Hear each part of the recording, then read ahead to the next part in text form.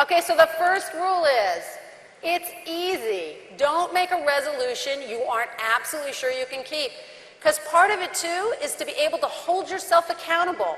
The bigger that you make your resolution, the easier it is to let yourself off the hook. You know, it's just too hard. I couldn't do it.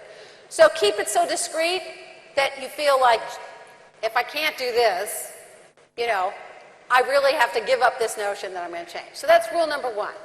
Okay. Rule number two, a micro-resolution is an explicit and measurable action. Remember we said, or I said, we are going to turn aspirations into action. It isn't to be different, it's to do differently. That is how we become different. So it's an explicit action. It's not a result. It's not to lose 10 pounds. It could be to give up eating bread at dinner, which is about 100 calories a day, which will lose you 10 pounds in 3 years. It could be, to substitute an apple for a richer snack or something that you have. But it is not a result. It's not relative. It's not to exercise more or eat less or to be kinder to my spouse. I'll tell you an explicit one. Stop saying "I told you so" to your spouse, and you will improve your relationship. That will be kinder. That is something that has an immediate effect. So a lot of it is self-analysis and understanding that. So it's an explicit action. So let me give you another example. If you say, "I'm going to get more sleep," again, that's a result. It's not an action. But if you look at why it is you don't get sleep, and it can be 100 different reasons, you can pick one thing to change that ultimately has that effect. So I'll give you an example from my life. This was one of my most important micro-resolutions. For a long time, I really got by on very little sleep. And now what they know about the science of sleep is the most important thing for having these reserves, internal reserves, to be able to do the things you want to do and to be able to change. The science on sleep is really evolving. And what I noticed about myself is one reason I didn't get a lot of sleep is, as soon as I put my daughter to bed, I would rush downstairs and sit and watch, hang out with my husband and watch television for a few hours. But I was like so tired, I nearly always just crashed out on the couch. And then I was so tired, I couldn't get up and go to bed. I wanted to go, but I actually just could not face all the things I'd have to do before I had to go to bed. Between flossing my teeth and plugging in my cell phone, so I would just snooze on the couch. Then when I finally roused myself, it was usually like midnight, and then when I got all ready for bed, I wasn't tired anymore because I'd had a nap. And I made only one change, and that change was to get ready for bed as soon as I put my daughter for bed. I was completely ready. So when I went downstairs and I crashed on the couch, all I had to do was rise up zombie-like and just head straight for the sheets. And I fell asleep immediately because everything was done. I made another one. No leisure computing after 10 o'clock at night. Because once you're on, it's very hard to get off. Those two things, 10 or 12 hours more sleep per week, a complete life changer for me. So again, it is an explicit and measurable action. You have to know in real time, is it working? When you say, okay, I'm going to be organized, you never really know if you're organized until many months on. But if you say, I'm going to take your notes in one book, you're going to know in real time. Something that you can see in real time. Did I do it or didn't do it?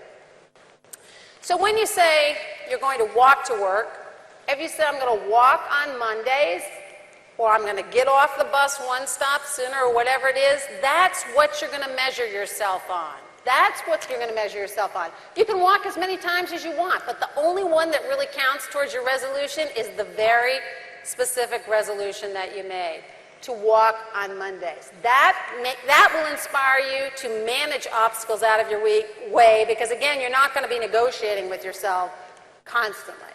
So that's rule number 2, an explicit and measurable action. Rule number 3, a micro-resolution pays off up front.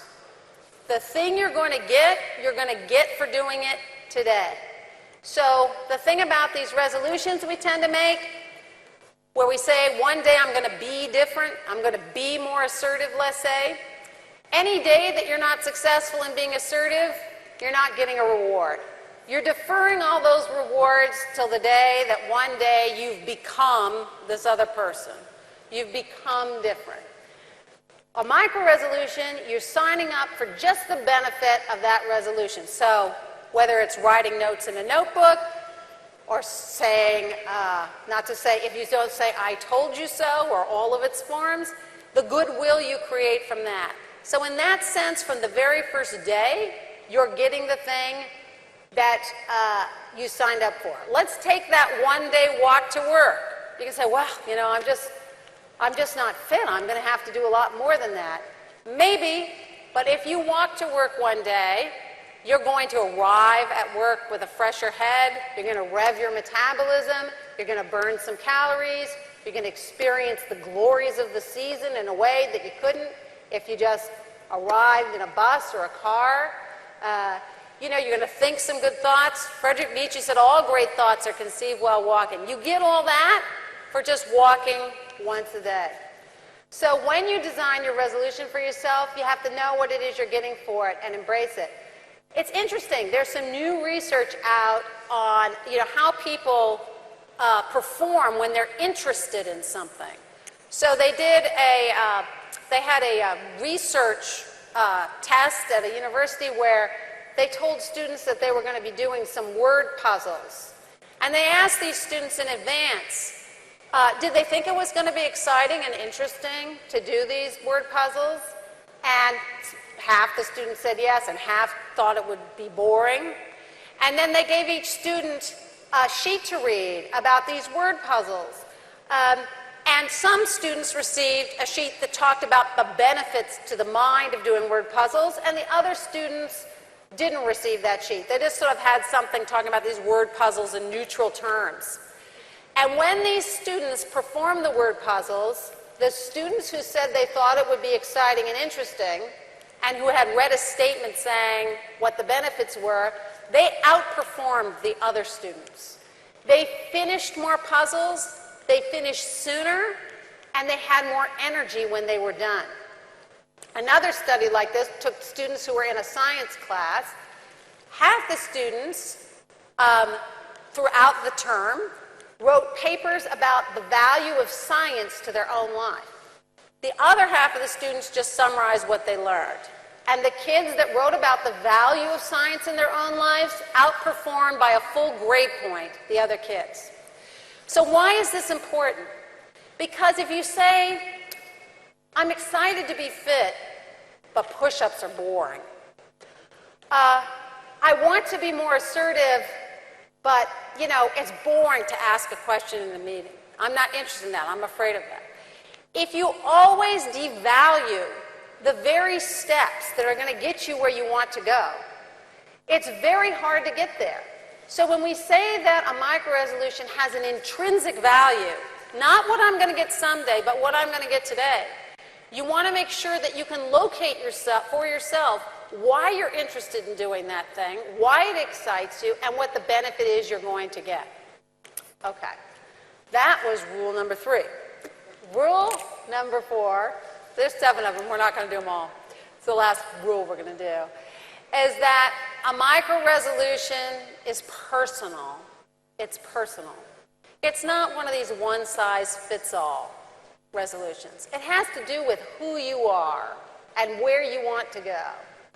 And, you know, people who make resolutions often, they read a book and they pick a resolution from that book. But everybody is different, and the reason, even if you two people have the same sort of goal, let's say to lose weight, their eating habits are going to be completely different. Some people eat late into the night, some people skip breakfast, some people are snackers, some people are sweet freaks.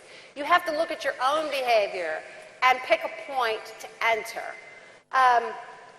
And when you pick a resolution that is personal to you, it's like you're the doctor and the patient. You're going to examine the patient yourself and you're going to write yourself a little prescription.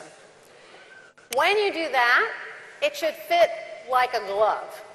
And that resolution that you make, you can tune it to get it right even better for yourself over a period of time so that it gets you where you want to go.